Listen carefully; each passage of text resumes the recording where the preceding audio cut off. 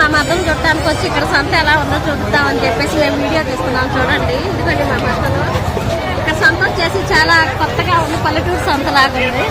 ఈ ఒక ప్యాకెట్ వచ్చి 20 రూపీస్ అంట.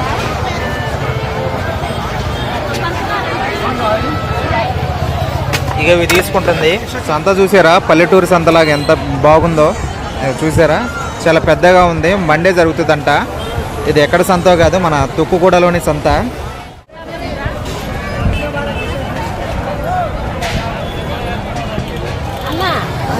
కొబ్బరి నూనె ఎంత అన్న? ఇది మీ ఊరేనా? మామూలుగా ఏ ఊరు నుంచి చేస్తారు ఇవన్నీ?